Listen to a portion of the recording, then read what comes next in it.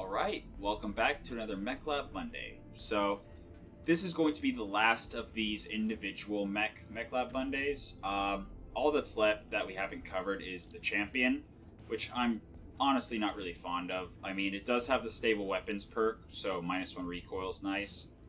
But, it's just, yeah, let's just look at the ones I'm not going to do, and I can give you an idea. So it's got -1 recoil, which would make you want to put, like, a rotary autocannon or something in it. But the only ballistic hardpoint it has is in the right torso. So, unless you have a turret mount, you really don't want to put high recoil weapons here. And, like, yeah, you could put, like, ERPPC in each arm, but it's just, yeah, removing one recoil is just kind of whatever. It doesn't have lowers, so it's not great. And yeah, there's all it is to it. Is like you have this perk, which would be great if you had, you know, recoil reduction like the Mechwarrior with focus fire and military or ex-military. You could have -3 recoil right there, and then give them, you know, give them controlled burst. That's -4 recoil without any special equipment, like just run-of-the-mill equipment, and you could have -4 recoil. So you could use some crazy racks and stuff, but honestly, you would just be tossing it into a torso mount with. I mean, do I even have a rack in this playthrough? No, I don't have any racks in this playthrough. But that's really what this mech would be best at, is having something crazy like a rotary autocannon. So, I'm not going to cover this mech because it's kind of counterintuitive. Like, it's stable weapons, -1 recoil, and then it's a bunch of energy hardpoints. So, it just seems weird unless you... I guess you could drop in, like, UAC-10. And Clan Pharaoh, Clan Indo. I mean,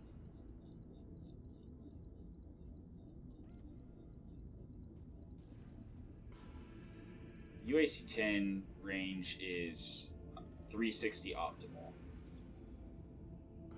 So we would want at least a 300 core, I think.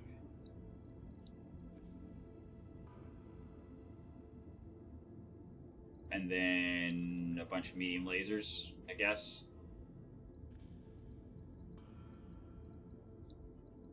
Maybe a couple medium X-pulses. Medium pulse rakers.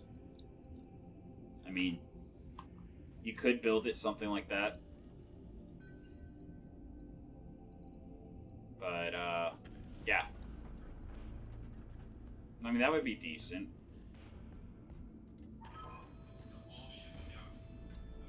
I know you can't see it, but I'm shrugging. I mean, 120, 165, 210,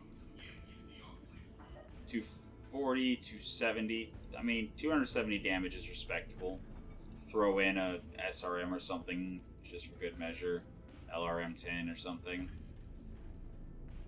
But then you also need the Ultra AC-10 ammo, which I have a single double bin, which would be enough.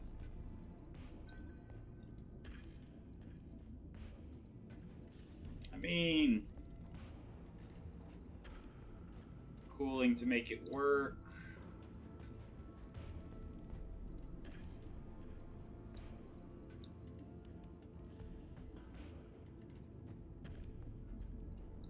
I mean, you wouldn't even need a planned double heatsink kit. You could just do regular double heatsinks.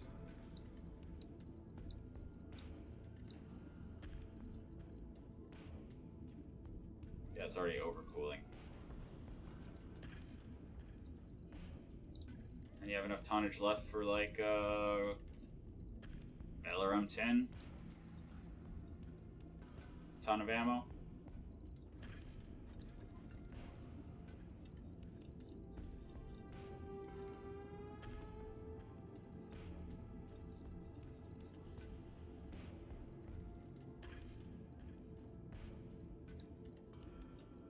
mean, that's a build. Yeah, that's a build. Throw in some components, maybe a defensive gyro or something. Yeah, that's a build. But yeah,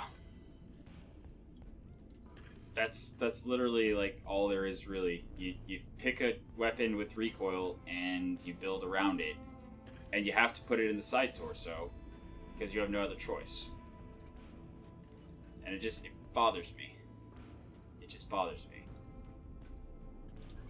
And then you have the Shadowhawk, which is a 55-tonner. Early game, pretty common. The 2Hs are pretty common. Its quirks are Battle Fists. The Brute and Fisticuffs is all about meleeing. Which, by the way, the champion, evasion, ignore, gunnery, offensive, push, accuracy, and chance. Like, it really wants you to have a big pinpoint weapon.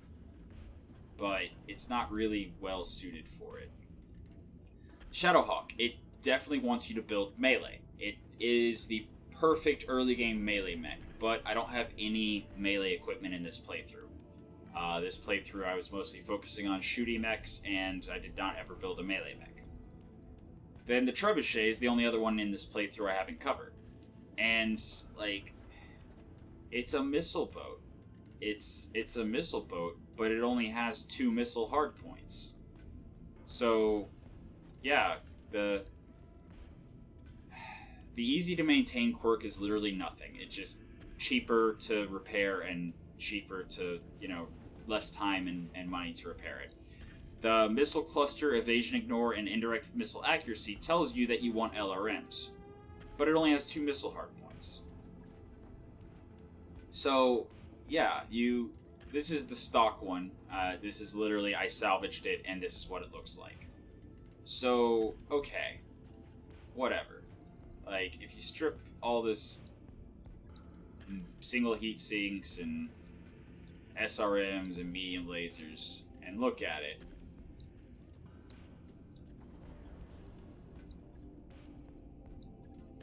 it has lower arms with 1 missile hardpoint in the arm and 1 missile hardpoint in the torso.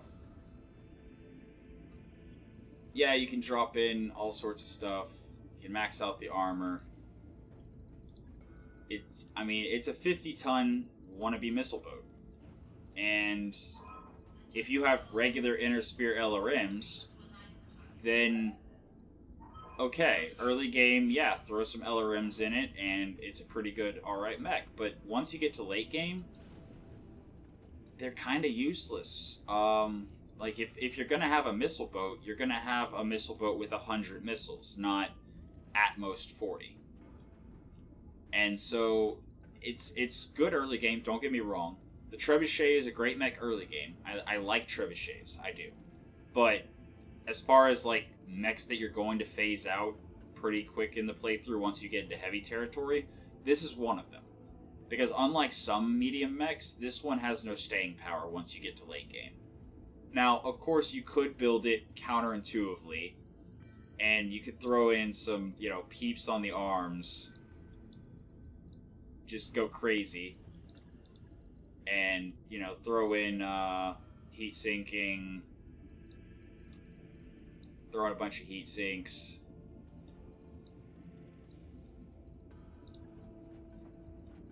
go in with the Pharaoh, or even heavy Pharaoh, because you're not going to be slot locked. Indo. And an exchanger, more actually with 3. Okay, so you actually need all the heat sinking you can get with 3 ER peeps. But, like, you can go in and just load up on heat sinks. And you can have XL gyro as well. Exchanger as well. I mean, you can do some silly stuff with them. They're, like I said, they're not bad mechs. It's just, it doesn't, like, its identity, according to its affinities and everything, is as a missile platform. And if you're going to keep it around late game, you don't want to use it as a missile platform. So it might as well not even have affinities. That's just my complaint with the Trebuchet. But again, I like Trebuchets. I do. So, for this episode, I just was running through quickly these last 3 mechs that I haven't covered. Just to show that, yes, like, I'm aware that I didn't cover them and that they were available. But, I mean, I don't feel like they're really worthy each of a spotlight. Like, the line holder is a really cool build. Like, it's easy to maintain, yes. It's got, you know, good hard points. The missiles in the hand, the laser in the other hand, the 4 other energy hard points. Like, it's got good hard point distribution. It's got really cool affinities. Line holders make for good late game scout mechs. I really do like them as late game scout mechs. But the Trebs, they really want to be a missile platform. And late game, you don't want to use a 50-ton mech as a missile platform. Shadowhawks, they want to be melee mechs. And late game, you don't want to have a melee mech that's only 55 tons. And then the champion, I mean, like I said, I splatted out a build that you can kind of see how the champion could be used, but its hard points contradict what it's asking for. Because if I see stable weapons on a mech, I want to be able to drop at least 2 big high recoil weapons, and then use that -1 recoil to mitigate them. Like I said, you could throw in, you know, PPCs and negate the recoil from them completely without the Mechwarrior having to do anything, but yeah, just that's my thoughts on those 3 mechs. And starting next week, we are going to go to the new style of Mech Lab Monday, where we start a campaign and rebuild the initial mechs, the randomized initial mechs. And we're going to try to do our best with what we have to optimize them. I have not decided yet whether I'm going to advance a day before rebuilding the mechs to get whatever special, because you get the loot container of either a mech or a tank or equipment or whatever. I don't know if I'm going to include that in the rebuilds, or if I'm just going to do the rebuilds and then wait for the rebuilds to finish and then drop on a mission to show how it works or how they do. I'm still kicking around exactly how I'm going to do those episodes, but that's the future of Mech Lab Monday. So starting next week, Mech Lab Monday is going to be spending probably a lot more time in the Mech Lab, because it's going to be, what do we have, what mech are we dropping, what equipment do we have in the shop that we can quickly buy to throw into something, and trying to kind of do our best with what we've got, which is, I think, what really the heart of Roguetech is. What makes it so amazing is you see what you can get your hands on, and then you see what you can do with it. So these builds per individual mechs and solo drops are done. The last one was the Caesar. And moving forward, we will be doing full lance drops at new game playthroughs with rookie Mechwarriors in whatever we were able to cobble together from what we had. So that's it for today's Mech Lab Monday. I know it's a short one, and I know it's probably a bit of a disappointment to some of you, but look forward to next week, because it's going to be a lot more interesting, in my opinion, to see what we do with limited resources rather than what kind of crazy late game tech can we throw into heavy and assault mechs. So, until then, I hope you have a good one, and I'll see you next time.